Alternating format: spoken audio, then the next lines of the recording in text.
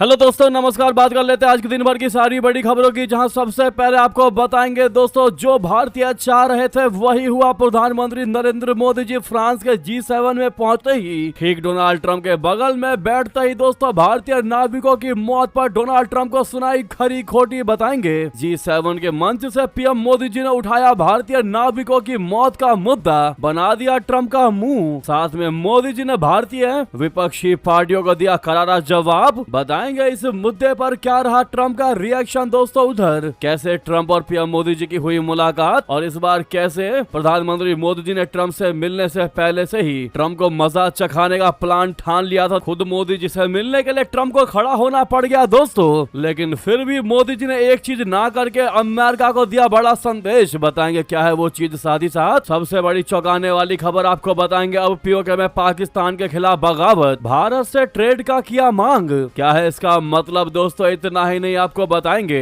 प्रधानमंत्री नरेंद्र मोदी जी से लगाई तुरंत एक्शन लेने की गुहार। कहा पीओके को दुष्ट पाकिस्तान से बचाओ। बताएंगे पीओके अधिकृत कश्मीर में बिगड़ते हालात के बीच किसने प्रधानमंत्री नरेंद्र मोदी जी से और भारत से रिक्वेस्ट की है कि कृपया करके पीओके को बचाओ। बताएंगे लगातार भारत को लेकर पीओके में अब मांग उठने लगी है। साथ ही साथ आपको बताएंगे पाकिस्तान से दोस्ती तुर्की को पड़ा भारी। इतने 100 करोड़ रुपए का नुकसान, वही आखिरकार जिसका था डर वही हुआ। नेपाल ने चीन के सामने काला पानी लिपुलेख का मुद्दा उठा दिया दोस्तों। बताएंगे चीन ने क्या कहा और इसके क्या है मायने। तो वहीं दोस्तों प्रधानमंत्री किसान योजना को लेकर 23वीं किस्त को लेकर बड़ी जानकारी आपको बताएंगे। आखिर किस शहर किस राज्य से प्रधानमंत्री मोदी जी जारी करेंगे 23वीं किस्त और किस तारीख को। साथ ही साथ आपको बताएंगे 24 जून तक किस राज्य में स्कूल रहने वाले हैं बंद।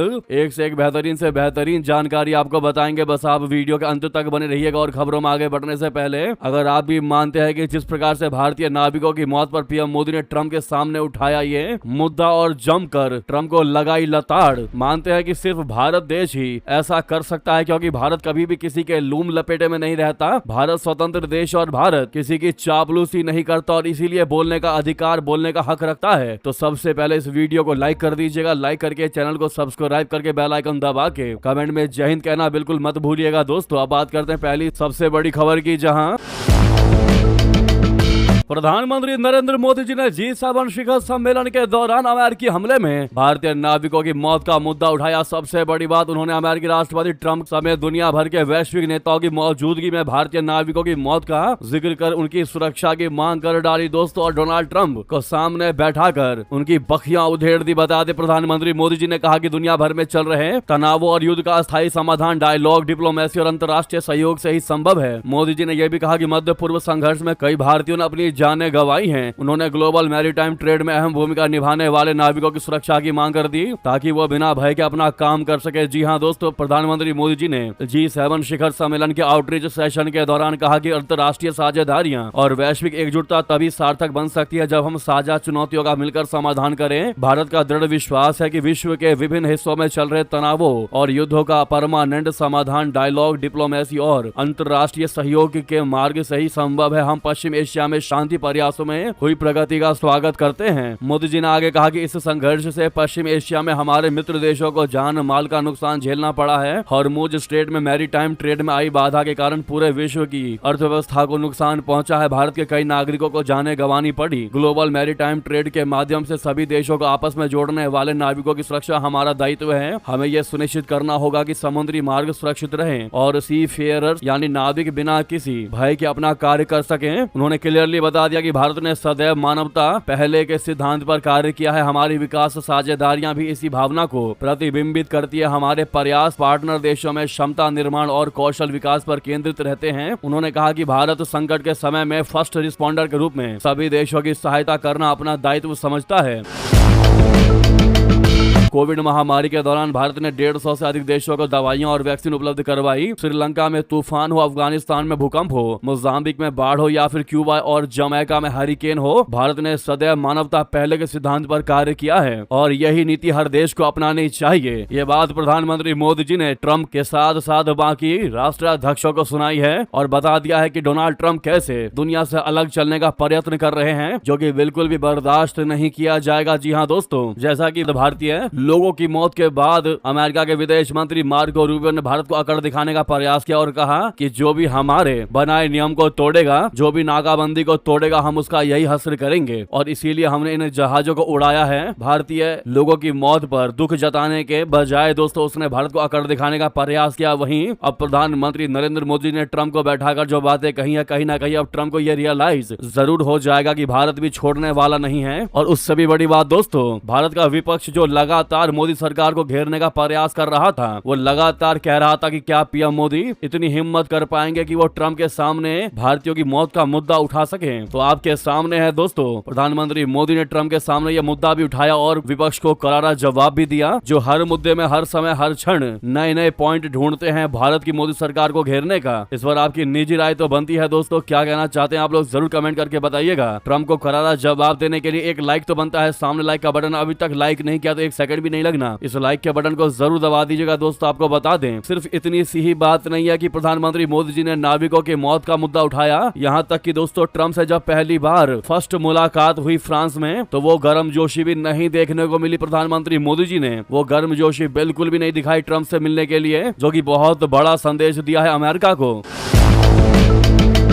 दोनों लीडर्स ने मीटिंग हॉल में एक दूसरे से हाथ मिलाया। प्रधानमंत्री नरेंद्र मोदी जी को देखकर डोनाल्ड ट्रंप चेयर पर से उठ खड़े हो गए दोस्तों। ट्रंप को लगा था कि पीएम मोदी उनसे हाथ मिलाने के साथ साथ उनसे गले भी मिलेंगे, लेकिन प्रधानमंत्री नरेंद्र मोदी जी ने थोड़ा सा हाथ आगे बढ़ाया और ट्रंप ने हाथ बढ़ाया, दोनों ने हाथ मिलाया, लेकिन प्रधानमंत्री नरेंद्र मोदी जी ने बिल्कुल भी प्रयास नहीं किया कि वो ट्रंप के गले मिले, क्योंकि ट्रंप की जो हरकतें हैं दोस्तों वो गले मिले लायक तो बिल्कुल भी नहीं थी। और ये बहुत बड़ा संदेश अमेरिका को दिया है भारत ने कि तुम्हारी हरकतों को बर्दाश्त नहीं किया जाएगा, अपनी आदतें सुधार लो वरना रिश्ते खराब होने में क्षण भर भी नहीं लगने वाला। ये बड़ा मैसेज दिया है दोस्तों भारत ने। मीटिंग हॉल में एक दूसरे से हाथ मिलाने के बाद फिर बाहर निकलकर जब G7 फैमिली फोटो के लिए सभी नेता बाहर गए, तो प्रधानमंत्री मोदी जी और ट्रंप के बीच एक फासला नजर आया। दोनों में एक तरफ ट्रंप और दूसरी तरफ प्रधानमंत्री मोदी जी नजर आए और बीच में फ्रांस के राष्ट्रपति इमैनुअल मैक्रोन खड़े रहे, जैसा कि आप सामने देख पा रहे हैं। वहीं इसी फोटो सेशन के दौरान दोस्तों ब्रिटिश के प्रधानमंत्री कीर स्टारमर भागे भागे प्रधानमंत्री मोदी जी के पास आए और उनसे गले मिले, तो प्रधानमंत्री मोदी जी ने भी अच्छे तरीके से गले मिलकर बता दिया कि इसको कहते हैं तौर तरीका। कई और नेता भी हाथ मिलाते दिखाई दिए, बात करते दिखे, लेकिन ट्रंप से प्रधानमंत्री मोदी ने दूरी बनाई, जो कि होना भी चाहिए था। जैसी हरकतें अमेरिका ने की हैं, इससे सिर्फ भारत के सरकार में ही नहीं दोस्तों हर एक भारतीयों में गुस्सा था। 3 भारतीयों की मौत मजाक नहीं होता। अमेरिका को लगता है कि अमेरिकियों की मौत ही सबसे बड़ी मौत है जिसका वो बदला लेता है, लेकिन भारत के प्रधानमंत्री नरेंद्र मोदी जी ने इस बार अमेरिका को बता दिया कि भारतीयों की भी मौत की कम वैल्यू नहीं है। तो यह है पूरी जानकारी दोस्तों G7 की, जहां पर नाविकों की मौत से लेकर ट्रंप को मजा चखाने तक प्रधानमंत्री मोदी जी ने हर एक तरह का एक्शन उठाया G7 में, जिसके लिए हर एक भारतीय बेताब था और विपक्षियों को भी तगड़ा जवाब दिया। इस पर आपकी राय कमेंट तो बनती है दोस्तों। रिक्वेस्ट है जितना ज्यादा हो सके इस वीडियो को शेयर करिएगा ताकि हर किसी को पता चल सके कि इस बार भारत ने कमाल कर दिखाया।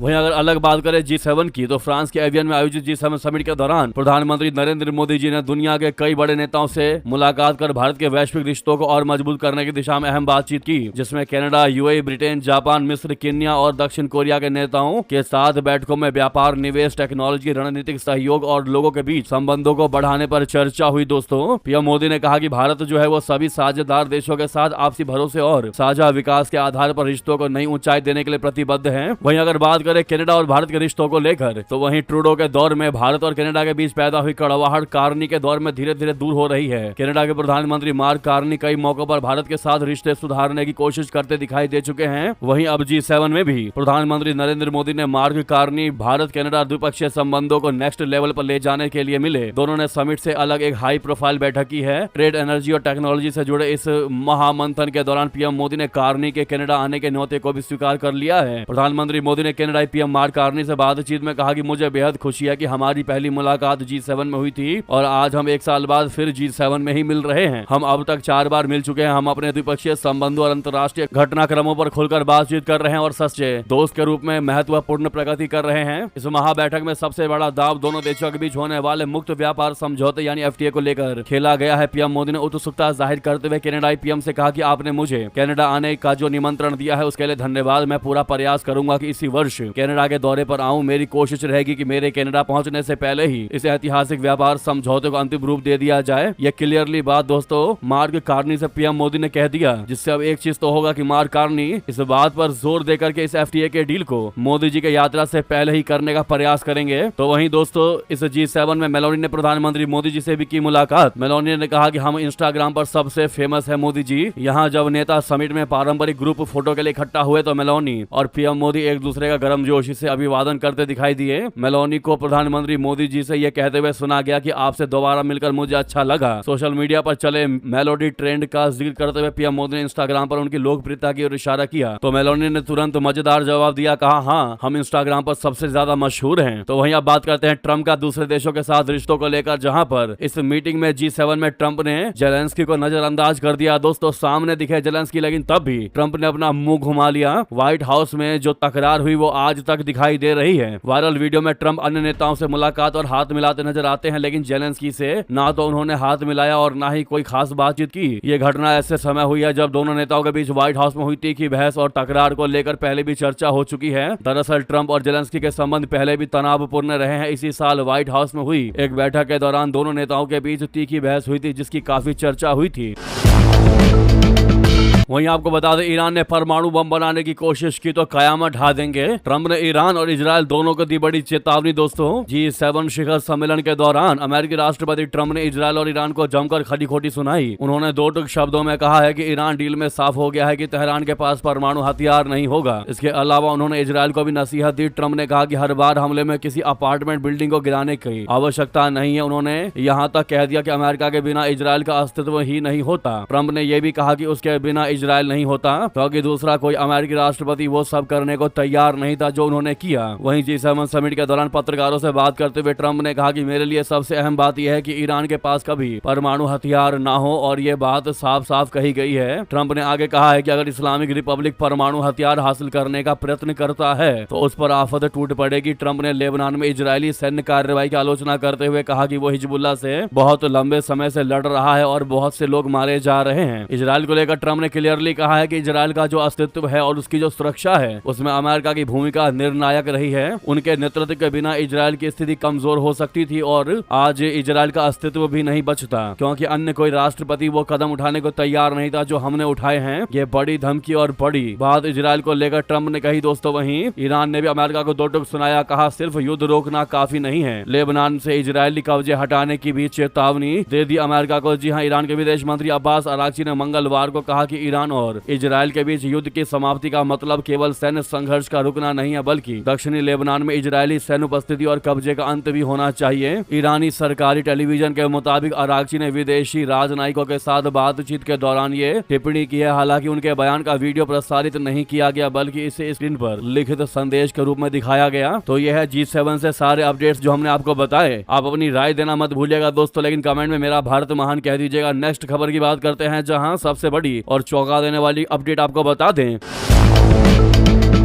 पीओके में पाकिस्तान के खिलाफ बगावत, भारत से ट्रेड की मांग, कहा कश्मीर छोड़ो सब्सिडी तुम्हारे मुंह पर मारेंगे। बता दे पाकिस्तान के कब्जे वाले कश्मीर में बिजली के बिलों, गेहूं की कीमतों और आर्थिक संकट के खिलाफ शुरू हुआ ये आंदोलन अब चरम पर पहुंच चुका है। जो आंदोलन कभी सब्सिडी, महंगाई और प्रशासनिक नीतियों के विरोध तक सीमित था, वो अब दोस्तों पाकिस्तान की भूमिका, उसके प्रशासनिक नियंत्रण और सैन्य प्रतिष्ठान पर सीधा सवाल उठाने लगा है। रावलकोट में आयोजित एक बड़ी सभा में जम्मू कश्मीर ज्वाइंट अवामी एक्शन कमेटी यानी जाक और अवामी एक्शन कमेटी के नेताओं ने पाकिस्तान के खिलाफ तीखे तेवर दिखा दिए। इस दौरान आंदोलनकारी नेता सरदार अमन कश्मीरी ने इस्लामाबाद और पाकिस्तान की सैन्य व्यवस्था पर अब तक का सबसे बड़ा हमला बोला है। उन्होंने कहा कि हम तुम्हारे मुंह पर मारते हैं सब्सिडी, तुम रियासत से बाहर निकलो, रियासत के सारे मसाइल हमारे हवाले करो। हम जाने हिंदुस्तान जाने जम्मू कश्मीर जाने हमारा मसला है, हमारा मुल्क है, हम जाने हमारा काम जाने तुम्हारा क्या काम है। उनका बयान पाकिस्तान के प्रशासनिक नियंत्रण को सीधी चुनौती है। दोस्तों इन आंदोलनकारियों ने यहाँ तक कह दिया कि यदि आप हमारा राशन रोकोगे तो हम दूसरे व्यापार के रास्ते खोल देंगे। रावलकोट की सभा में बोलते हुए सरदार अमन कश्मीरी ने पाकिस्तान के सैन्य प्रतिष्ठान पर आरोप लगाया कि वो आर्थिक दबाव बनाकर आंदोलन को कमजोर करना चाहता है। उन्होंने कहा कि पाकिस्तान हमारा राशन रोक रहा है, हमारे दूसरे ट्रेड रूट भी मौजूद हैं, उसको हम खोल देंगे। यानी उन्होंने क्लियरली ये दावा भारत को लेकर किया। दोस्तों उन्होंने दावा किया कि स्थानीय लोगों को आर्थिक रूप से दबाने का प्रयास किया जा रहा है, लेकिन अब लोग वैकल्पिक रास्तों की तलाश के लिए तैयार हैं। उनके मुताबिक व्यापारिक रास्ते चाहे पाकिस्तान के जरिए खुले या भारत के जरिए लोगों को आर्थिक अवसर मिलने चाहिए। सरदार ने पाकिस्तानी सब्सिडी को भी सिरे से खारिज कर दिया। सरदार अमन ने कहा कि पीओके के लोग इस्लामाबाद की आर्थिक मदद पर निर्भर नहीं है। उन्होंने कहा कि हम तुम्हारी सब्सिडी अपने मुंह पर नहीं लगाते बल्कि तुम्हारे मुंह पर मारते हैं। हमारे राज्य से चले जाओ। उन्होंने आगे मांग किया कि पाकिस्तान क्षेत्र के सभी प्रशासनिक और राजनीतिक मामलों का नियंत्रण स्थानीय लोगों को सौंप दें। उन्होंने कहा कि राज्य छोड़ दो, इसके सारे मामले हमें सौंप दो। चाहे हम भारत से डील करें, जम्मू कश्मीर से बात करें या अपने मामले खुद संभाले, ये हमारा मामला है और हमारा देश है। उनके भाषण का सबसे चर्चित हिस्सा भारत के साथ व्यापारिक रास्ते खोलने की अपील रही। दोस्तों उन्होंने कहा कि लोगों को दूसरे विकल्प तलाशने होंगे। यानी इस बात से क्लियरली समझ में आ गया है दोस्तों कि अब पीओके की जनता को पता चल चुका है कि पाकिस्तान अगर राशन नहीं देता है, कुछ भी नहीं देता है, तो अब पाकिस्तान के हुक्मरानों का तेल मालिश करने की कोई आवश्यकता नहीं। अब हमारे पास भारत जैसा देश भी मौजूद है जिससे हम व्यापार, जिससे हम ट्रेड कर सकते हैं और साथ ही साथ चाहें तो अपने क्षेत्र को भारत से जोड़ भी सकते हैं। ये बात अब पीओके की जनता को क्लियरली पता चल चुकी है और वो लगातार अपनी बात पाकिस्तान के सामने रख रही है। ये सबसे बड़ी जानकारी सुनने को आई है दोस्तों। अब तक के प्रदर्शन में पहली बार ये बातें सामने आई है कि किसी पार्टी के नेता ऐसी बड़ी बात कह रहे हैं दोस्तों, जिसका की ऑन रिकॉर्ड बात लिखी गई है, नोट किया गया है। ये बहुत बड़ी बात है। यानी अब आप समझ लीजिए कि आने वाले कुछ ही टाइम में पीओके भारत का होने वाला है। मानते हैं कि नहीं दोस्तों, राय दीजिएगा। इतना ही नहीं दोस्तों, वहीं अयूब मिर्जा ने भी प्रधानमंत्री मोदी जी से लगाई तुरंत एक्शन की गुहार। कहा पीओके को दुष्ट पाकिस्तान से बचाओ मोदी जी, हालात बहुत बिगड़ चुके हैं, कृपया करके हमें बचाइए। दोस्तों पीओके में बढ़ते तनाव और विरोध प्रदर्शनों के बीच मानवाधिकार कार्यकर्ता डॉक्टर अमजद अयूब मिर्जा ने भारत सरकार से तत्काल हस्तक्षेप की अपील की। उन्होंने दावा किया कि क्षेत्र में हालात लगातार बिगड़ रहे हैं और आम नागरिकों पर दबाव बढ़ता जा रहा है। एक वीडियो संदेश में मिर्जा ने प्रधानमंत्री नरेंद्र मोदी जी से इस मुद्दे को सर्वोच्च स्तर पर उठाने की मांग की। उन्होंने सुझाव दिया कि स्थिति की गंभीरता को देखते हुए केंद्र सरकार को कैबिनेट, विभिन्न राजनीतिक दलों, विपक्षी नेताओं और संबंधित मंत्रालयों की आपात बैठक बुलानी चाहिए ताकि संभावित हिंसा को रोका जा सके। मिर्जा ने आरोप लगाया कि पीओजेके में विरोध प्रदर्शनों का नेतृत्व कर रहे लोगों के खिलाफ कार्रवाई की तैयारी की जा रही है। उन्होंने दावा किया कि बड़ी संख्या में महिलाएं भी सड़कों पर उतरकर आंदोलन में शामिल हुई हैं, लेकिन अब उन्हें भी निशाना बनाया जा रहा है और गिरफ्तारियों की खबरें सामने आ रही हैं। उन्होंने कहा कि हजारों महिलाएं प्रमुख शहरों में धरनों और प्रदर्शन मोर्चों में शामिल हुई है। उनके अनुसार अब महिलाओं के खिलाफ भी कार्रवाई किए जाने की सूचनाएं मिल रही हैं, जिससे लोगों में चिंता और बढ़ गई है। मानवाधिकार कार्यकर्ता ने भारत सरकार से सभी उपलब्ध कूटनीतिक और मानवीय माध्यमों का उपयोग कर दुष्ट पाकिस्तान से नागरिकों की सुरक्षा सुनिश्चित करने की अपील की। क्या भारत को इसमें हस्तक्षेप करना चाहिए? दोस्तों आप क्या कहते हैं इनकी अपील के बाद? देखते हैं आपकी राय क्या है, साथ ही साथ बता दें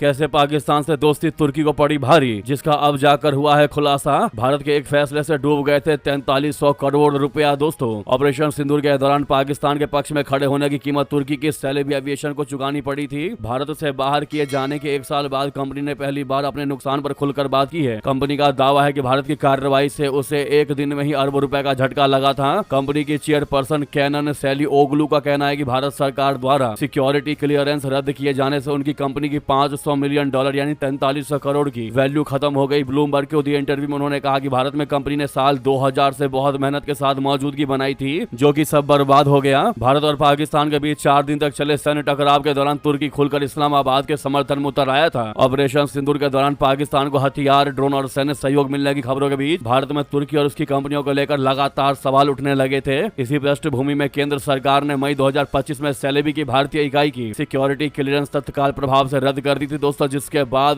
पाकिस्तान के दोस्त तुर्की को बड़ा भारी नुकसान उठाना पड़ा, जिससे तुर्की को पता चल गया होगा कि भारत से पंगा भारी पड़ सकता है। वहीं अगली जानकारी आपको बता दे, पाकिस्तान ने बस सुर्खियां बटोरी हैं, लेकिन अमेरिका ईरान समझौते का असली गेम चेंजर कतर है। दोस्तों कतर बना बैठा है असली गेम चेंजर। पाकिस्तान तो खामा नाम कमा रहा है। जब जब वॉशिंगटन और तेहरान के बीच का युद्ध विराम नाजुक मोड़ पर पहुंचा, तब तब कतर ने तनाव भरे बयानों और मांगों को बड़ी सावधानी के साथ हैंडल किया। उधर पाकिस्तान महज जुबानी जमा खर्च करके और इधर का संदेश उधर भेजकर खुद को कूटनीति और जियोपॉलिटिक्स के अहम खिलाड़ी के रूप में स्थापित करने की कोशिश कर रहा था। पाकिस्तान के बदहवास होकर हाथ पांव मारने और सार्वजनिक बयानबाजी करने से कोई बात नहीं बनी। पाकिस्तान की शोशेबाजी से इतर कतर की कम प्रचारित लेकिन प्रभावी मध्यस्थता ने दोनों पक्षों को साथ लाने और वार्ता को टूटने से बचाने में अहम भूमिका निभाई है। दोस्तों यानी आप कह सकते हैं कि कतर जो है वो संकट मोचक बना। पाकिस्तान का तो बेफिजूल में नाम हो रहा है। अब ऐसे में जब कतर की भूमिका भी दुनिया में सामने सामने आने लगी तो पाकिस्तान को ये बात नहीं पची और अब भारत में उच्चायुक्त रहे पाकिस्तानी अब्दुल का छलका दर्द और कहा कि पाकिस्तान का क्रेडिट चुरा रहा है कतर पर ही इल्जाम लगा दिया पाकिस्तान ने दोस्तों कि हमारा क्रेडिट खा रहा है ये।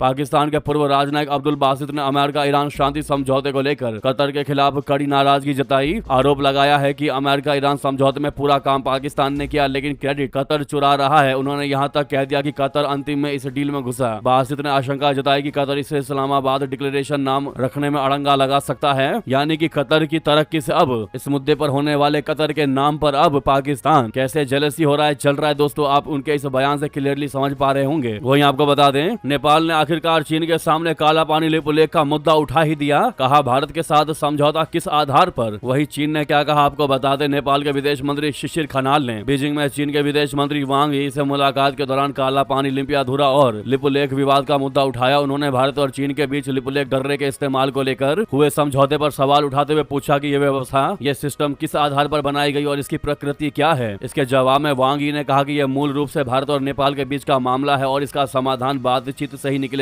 उन्होंने कहा कि इस तरह के मुद्दे संबंधित देशों के बीच कूटनीतिक वार्ता के जरिए सुलझाए जाने चाहिए। नेपाल ने दोहराया कि काला पानी लिपियाधुरा और लिपुलेख उसके क्षेत्र का हिस्सा है। काठमांडू पहले भी नई दिल्ली और बीजिंग को विरोध नोट भेजकर कह चुका है कि उसकी सहमति के बिना इस इलाके से जुड़ा कोई समझौता स्वीकार नहीं होगा। इसमें दिलचस्प बात तो यह है दोस्तों कि शिशिर खनाल ने हाल ही की भारत यात्रा के दौरान यह मुद्दा नहीं उठाया था भारत में। उस समय उन्होंने विदेश मंत्री जयशंकर जी के साथ बातचीत की थी लेकिन वो मुद्दा नहीं उठाया। बैठक के बाद जारी संयुक्त बयान में भी काला पानी लिपियाधुरा और लिपुलेख का जिक्र नहीं था। ऐसे में कूटनीतिक हलकों में इस बात पर चर्चा है कि नेपाल ने नई दिल्ली के मुकाबले बीजिंग में ज्यादा सख्त रुख दिखाया। विश्लेषकों का मानना है कि नेपाल दोनों पड़ोसियों के साथ संतुलन बनाए रखते हुए सीमा विवाद को जिंदा रखना चाहता है लेकिन खुलकर टकराव से भी बचना चाहता है।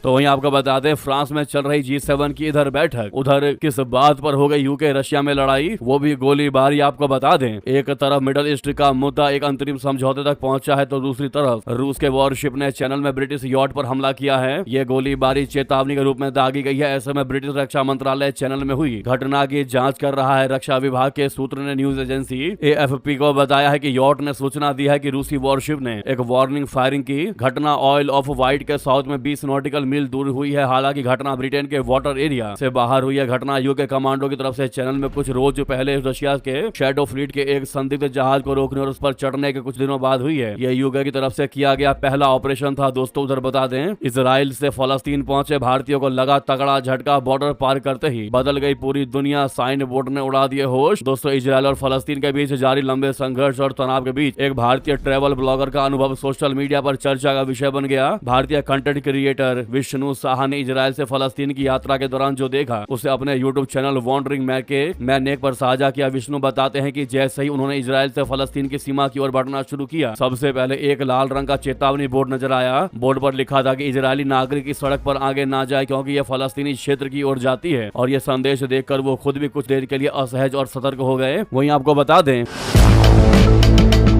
16 MLA और 7 सांसद तोड़ेंगे शिवसेना यूबीटी। क्या ऐसा सच में है? 7 दिनों में हो सकती है बहुत बड़ी टूट। इन टूट की अटकलों के बीच दोस्तों संजय रावत ने बड़ा दावा कर दिया कि महाराष्ट्र सांसदों को खरीदा जा रहा है। 15-15 करोड़ एडवांस में दिए गए हैं। आपको बता दें जानकारी है कि महाराष्ट्र में उद्धव ठाकरे की पार्टी शिवसेना यूबीटी में बड़ी टूट होने जा रही है। खबर है कि उद्धव गुट के 9 में से 6 सांसद बगावत का मन बना चुके हैं। इसे लेकर यूबीटी सांसद संजय रावत ने भी बड़ा दावा किया। संजय रावत ने सिलसिलेवार पोस्ट कर सांसदों की खरीद के दावे किए। उन्होंने पोस्ट करके कहा कि अपना सपना मनी के चौंकाने वाला है कि महाराष्ट्र के सांसदों को पाला बदलने के लिए कथित तौर पर 15-15 करोड़ रुपए ऑफर किए जा रहे हैं। इस पोस्ट में उन्होंने बीजेपी नेता और महाराष्ट्र के मुख्यमंत्री देवेंद्र फडणवीस को भी टैग किया। इस बीच एकनाथ शिंदे मुंबई से दिल्ली के लिए रवाना हो चुके हैं। सूत्रों के अनुसार यूबीटी के 9 में से 6 सांसद अलग गुट बनाएंगे। ये सांसद एकनाथ शिंदे की पार्टी में शामिल हो सकते हैं। यहाँ तक कि 2 बागी सांसद भी दिल्ली पहुंच चुके हैं। परभणी सांसद संजय उर्फ बंधु जाधव और यवतमाल वाशिम सांसद संजय देशमुख चार्टर्ड प्लेन से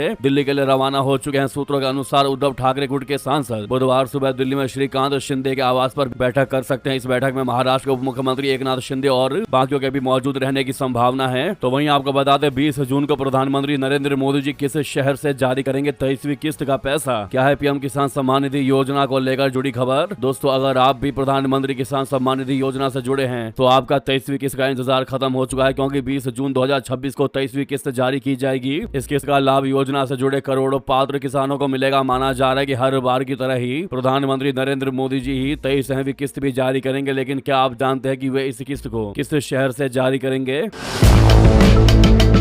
दोस्तों, कृषि और किसान कल्याण विभाग, कृषि और किसान कल्याण मंत्रालय की तरफ से 23वीं किस्त जारी होने की तारीख बताई गई है। मिली जानकारी के मुताबिक 20 जून 2026 को 23वीं किस्त जारी होगी। इससे पहले अब तक कुल 22 किस्त जारी हो चुकी है। बीती 13 मार्च 2026 को पीएम किसान योजना की 22वीं किस्त जारी हुई थी। 22वीं किस्त को असम के गुवाहाटी से प्रधानमंत्री मोदी जी ने जारी किया था। लेकिन अगर बात करें 23वीं किस्त पीएम मोदी किस शहर से जारी करेंगे, तो आपको बता दें अभी इस पर कोई आधिकारिक जानकारी सामने नहीं आई है। लेकिन माना यह जा रहा है कि प्रधानमंत्री मोदी जी 23वीं किस्त को पश्चिम बंगाल से जारी कर सकते हैं, ऐसा कयास लगाया जा रहा है। हालांकि अभी पीएम मोदी का किस्त जारी करने को लेकर कोई आधिकारिक कार्यक्रम सामने नहीं आया है, पर माना यह जा रहा है कि आगे आने वाले 1 से 2 दिनों में यह साफ हो सकता है कि पीएम मोदी जी किस शहर से किस्त जारी करेंगे। वहीं आपको बता दें उत्तर प्रदेश में 24 जून तक बंद रहेंगे स्कूल। भीषण गर्मी के बीच योगी सरकार का बड़ा फैसला। जी हां, उत्तर प्रदेश में भीषण गर्मी और लू हीट वेव के प्रकोप को देखते हुए मुख्यमंत्री योगी आदित्यनाथ जी ने बच्चों की सुरक्षा और स्वास्थ्य को प्राथमिकता देते हुए बड़ा फैसला लिया है। प्रदेश के सभी मान्यता प्राप्त विद्यालयों में ग्रीष्मकालीन अवकाश की अवधि अब 24 जून तक बढ़ा दी गई है। अब स्कूलों में नियमित पठन पाठन 25 जून से प्रारंभ होगा। सरकार ने अब हर वर्ष के लिए एक अस्थायी कैलेंडर तय कर दिया है, जिसके तहत प्रत्येक वर्ष 20 मई से 24 जून तक ग्रीष्मकालीन अवकाश रहेगा। इस निर्णय से पूरे प्रदेश में छुट्टियों को लेकर एक रूपता आएगी और अभिभावकों व शिक्षकों को स्पष्टता रहेगी। हालांकि शिक्षकों के लिए 22 जून से खुलेगा स्कूल। वहीं दिल्ली के 20 लाख झुग्गी वालों को मिलेंगे पक्के फ्लैट। अमित शाह जी ने साइन कर दी फाइल। दोस्तों, देश की राजधानी दिल्ली को झुग्गी मुक्त और सुंदर वैश्विक शहर बनाने की दिशा में केंद्र की मोदी सरकार ने अब तक का सबसे बड़ा और निर्णायक कदम उठाया है। केंद्रीय गृह मंत्री अमित शाह जी की अध्यक्षता में मंगलवार को हुई उच्च स्तरीय समीक्षा बैठक में दिल्ली स्लम एवं जेजे क्लस्टर पुनर्वास एवं स्थानांतरण नीति 2026 को अंतिम रूप दे दिया गया है। गृह मंत्री अमित शाह जी ने दिल्ली सरकार को इस क्रांतिकारी नीति को बिना किसी देरी के जल्द से जल्द अधिसूचित करने का सख्त निर्देश दिया है। इस मास्टर प्लान से दिल्ली की झुग्गियों में रहने वाले करीब 4 लाख गरीब परिवारों यानी लगभग 20 लाख लोग का जीवन पूरी तरह बदल जाएगा और उन्हें गरिमापूर्ण जीवन जीने के लिए पक्के मकान मिलेंगे। अगर आप भी इस फैसले का समर्थन करते हैं तो अपनी राय दीजिएगा। लगे हाथ तो वीडियो को लाइक करके चैनल को सब्सक्राइब करके बेल आइकन दबा के कमेंट में जय हिंद कहना मत भूलिएगा। रिक्वेस्ट है जहां पर भी आपका ग्रुप हो व्हाट्सएप फेसबुक एक्स पर शेयर करना मत भूलिएगा। मिलते अगली बड़ी खबर में। बहुत बहुत धन्यवाद, बहुत बहुत आभार। जय हिंद, जय भारत।